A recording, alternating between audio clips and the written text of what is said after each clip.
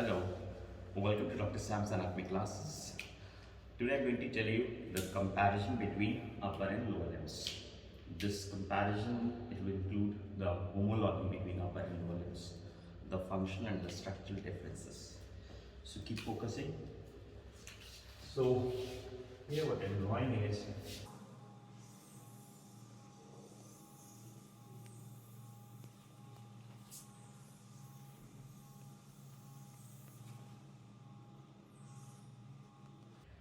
so this is not a starfish, it's a developing human embryo around 1 month of intrauterine life.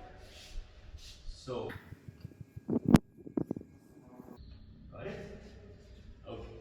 So now at around 1 month of intrauterine life, there's these limb buds that start developing. So one question is like, which limb buds appear first? The upper limb buds or the lower limb buds? So remember this, that the upper limb buds are first to appear and they appear at around 26th day of intrauterine life. The lower limb buds they appear a little later, 2 days later, that's 28th day of intrauterine life. Right? Now, as these, it's so many, it's a miniature developing structure, the embryo, and from that these limb buds they are appearing. So now as these limb buds they grow, like they will grow, so they will grow along an axis. This is the axis of the limb bud growth.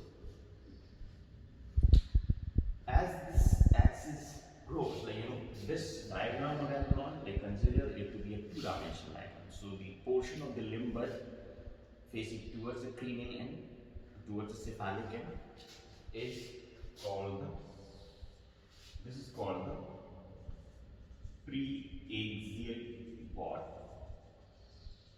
This is the preaxial border of the upper limb buds, above the axis towards the head.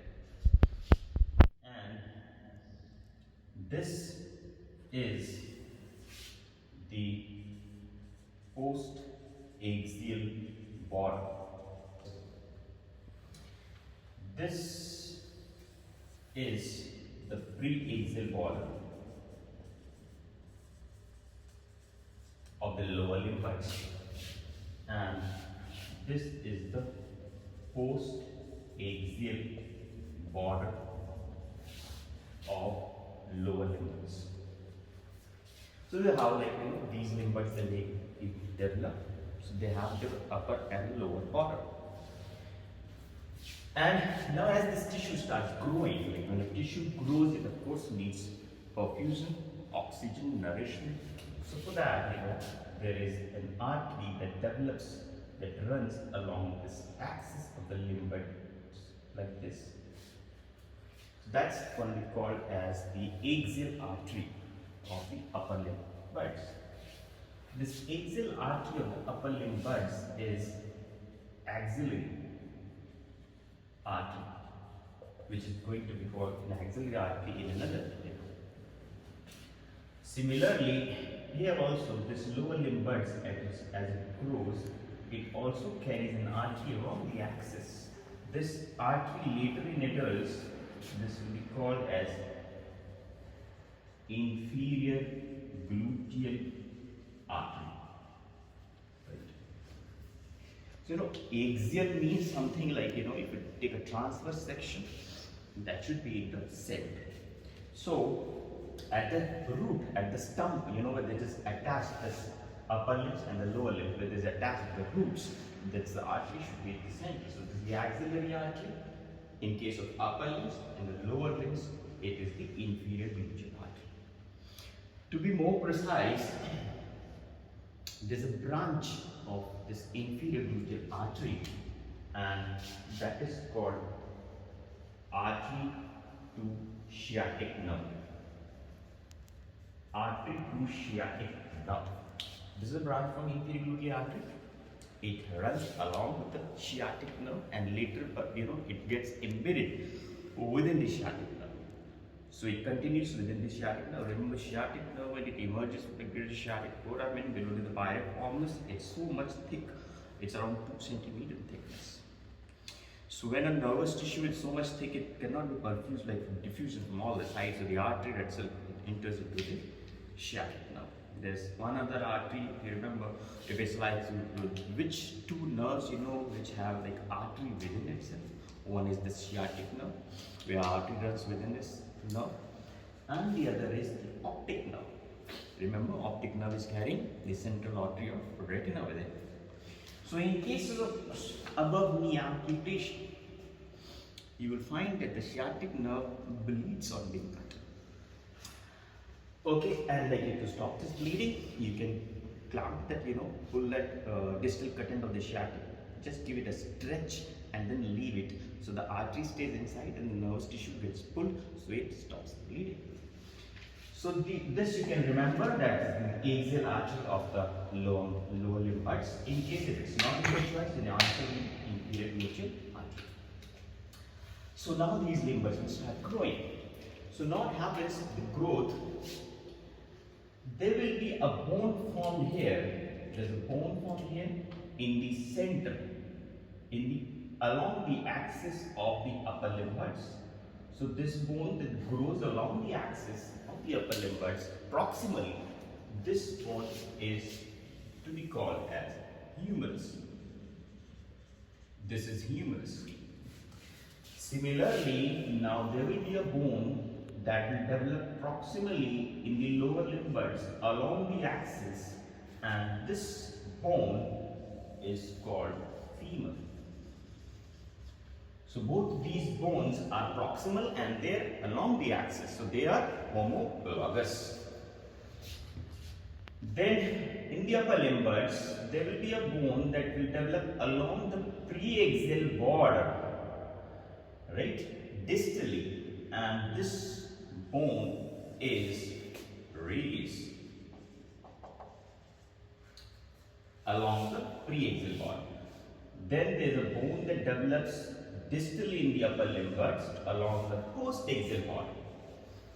This bone will be called ulna.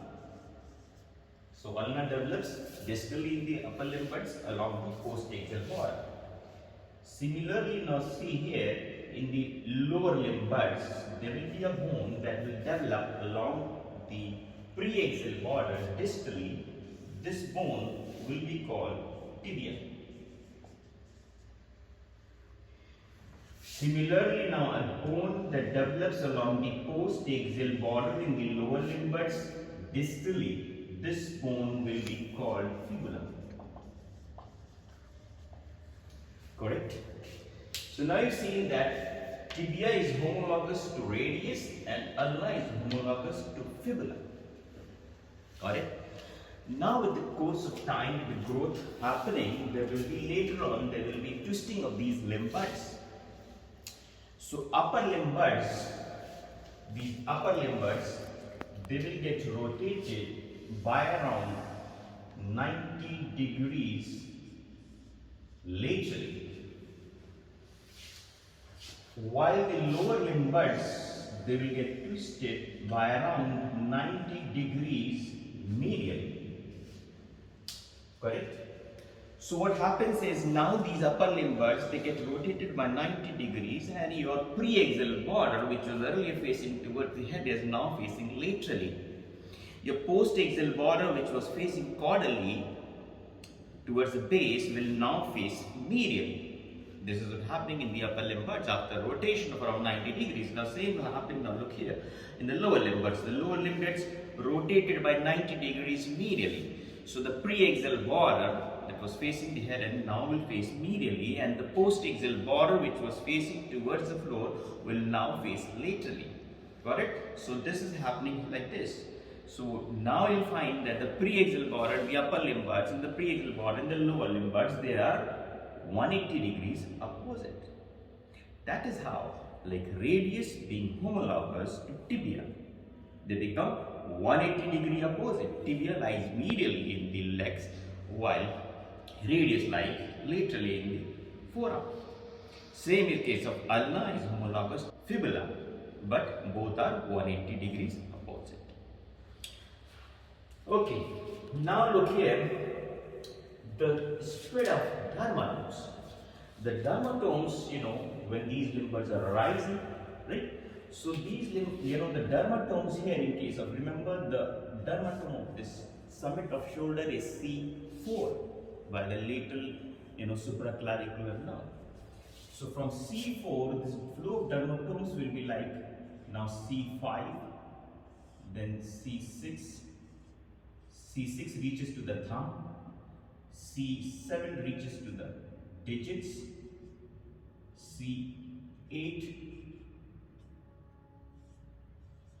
for the medial ulnar border of the forearm, T1 ulnar border, medial border of the arm, and T2 will be reaching to the floor of the axial, intercostal brachial nerve. So you've seen that the flow of dermatomes is also along the preaxial border and then converging to the postaxial border in the upper limbs. Same will happen. Now this is all what I am telling is homology. This is the heading you can write here is homology between upper limbs and lower limbs. This is what I am teaching you. Now the flow of dermatome will be seen here. In this case also, the lower limbs. Remember the groins, right? Because the preaxial border is now on the medial side of the lower limbs. So groins, it's ilioinguinal and genital branch of genitofemoral. So this is L1 that starts from here. Then L1 reaches to L2. L3, then L4 reaches to the greater toe, then L5 for the rest of the digits, S1 along the lateral border of the foot and along the lateral border of the leg. Now remember, because this gluteal region above behind, so which is like having a different set of dermatomes. So now this lateral flow of dermatomes will now converge towards the perineum. So S2 will reach here towards the back of thigh, and S3 will converge in the perianal region. Got it? So that is how the flow of dermatomes is same in case of both upper and lower limbs. This is developmentally, I'm telling you, right? Preaxial and then they converge along the postaxial border. But what happens now? Because the rotation of the limb buds, remember now? So in upper limb buds, the flow of dermatomes is from the lateral side and then they converge on the medial side of the upper limbs. Same in case of lower limbs, the dermatomes will flow along the medial border of the lower limb and then will converge along the lateral border of the lower limbs and will reach towards the perineum. So that was about this limb buds thing. And now look here, there is less of space. I have now, for my convenience, I am rubbing it because I want to show you something more, and that is about the cutaneous or superficial veins. So in case of upper limbs, there is a vein that forms here in the anatomical isthmus box by the fusion of emergence of this lateral marginal vein and the lateral end of this dorsal venous arch, and this vein then together forms and continues as subcutaneous vein throughout the length of the upper limbs. It's subcutaneous throughout its length.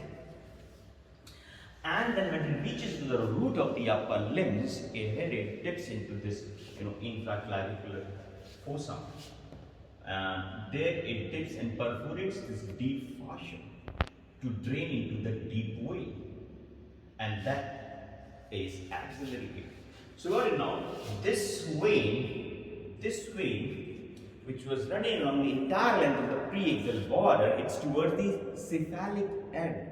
So this vein will be called cephalic vein. Cephalic vein. Cephalic vein, when it reaches here into this, below to the clavicle, there's this, fossa depression here. It goes inside. There's this deep fascia, deep pectoral fascia or clavipectoral fascia. So what it is piercing here, this is called clavipectoral fascia. Alright? And then it drains into the axilla, into the axillary vein, the first part of axillary vein. Okay, so now in this upper limbus, there is this medial marginal vein joins this medial with the dorsal venous arch, and there is commencement of this vein. This vein runs, this also is a cutaneous vein, and it runs along the postaxial border in the upper limbus. But this does not travel the entire length, rather it dips and perforates the deep fascia at the mid of the arch. And here it perforates the deep fascia, and what happens now is now it reaches in the deeper tissues, it gets to an accomitantis from the profunda brachial artery, to vena committantis from the brachial artery, and then it gets a new name, and it's called axillary vein. So remember, in the arm, you don't have a brachial vein. You have this basilic vein. After receiving these vena committantis, then it continues as axillary vein. Now look here in the lower limbus. Again, I have to rub this dermatomes, the flow of dermatomes, to show you the course of the cutaneous veins here, so you understand the homology better. Now, in the lower limbus, there is a vein that commences here on the medial aspect of the foot by again joining the medial marginal vein, the medial to the dorsal venous arch. This vein, again, see the homology, it continues along the entire length of the preaxial border, like this. And when it reaches at the root of the lower limbs, it perforates the deep fascia, like this. Which vein is this? Running along the entire length of the preaxial border, and that is a medial border of the lower limbs. So which vein is this? This vein is great or the long saphenous vein. Great or the long saphenous vein. So this great saphenous is homologous to cephalic vein. Now here at this root of this lower limbs, 1.5 centimeters lateral and below to the pubic tubercle, there is a weakness in the fascia lata, and that's called cribriform fascia. So there, this superficial vein, it dips and drains into the deeper vein, that's femoral vein. See, the entire thing, if you compare cephalic to great saphenous, there's much of similarities. Not talking about this lateral marginal vein and the lateral and the dorsal arch, when they join together, this vein continues along the postaxial border of the lower limbus. And again, the homology, as I told you, this will not run the entire course of the lower limbus. Rather, see the homology. In the mid of the lower limbus, along the lateral border, it will continue, then it will perforate the deep fascia and will drain into the deeper vein, right? Popliteal veins. So this vein is homologous to basilic vein. Which vein is this? Now this is short saphenous vein, short saphenous vein, or short or small saphenous vein. That is homologous to basally. See, everything is so much homologous, right? Because of the twisting of the limb buds, now, which all what was to be run on the lateral side in the upper limbs is on the medial side. What is on the medial side is goes on the lateral side. So that was about some of the features which I would have explained with the help of this diagram. Next, now I'm going to tell you about the structural and functional differences in the upper and lower limbs. We're going to compare them. Okay. So let me rub this fast.